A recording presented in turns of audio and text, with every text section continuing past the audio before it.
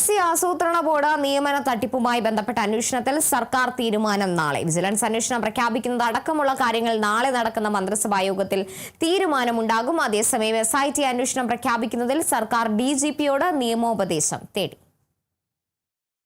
ഇന്നലെ നടന്ന നിർണായക PSC യോഗത്തിലാണ് ആസൂത്രണ ബോർഡ് നിയമന തട്ടിപ്പ് ആഭ്യന്തര വിജിലൻസ് SP-യെ കൊണ്ട് അന്വേഷിപ്പിക്കാൻ തീരുമാനമായത്.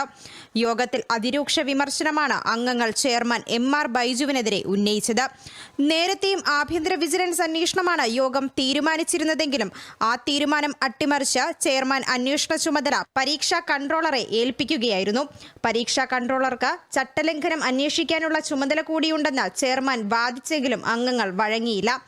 ഇതിനെ തുടർന്നാണ് പോലീസിൽ നിന്ന് ഡെപ്യൂട്ടേഷനിലെത്തി പ്രവർത്തിക്കുന്ന SP റാങ്കിലെ ഉദ്യോഗസ്ഥന് അന്വേഷണം കൈമാറാൻ തീരുമാനമെടുത്തത്.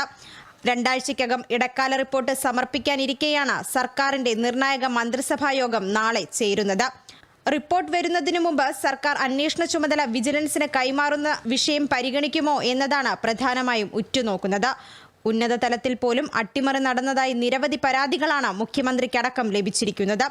ഈ സാഹചര്യത്തിൽ സമഗ്രമായ അന്വേഷണത്തിനായി സർക്കാർ തന്നെ വിജിലൻസ് അന്വേഷണം പ്രഖ്യാപിക്കാനാണ് സാധ്യത. Kerala vision news, Thiruvananthapuram.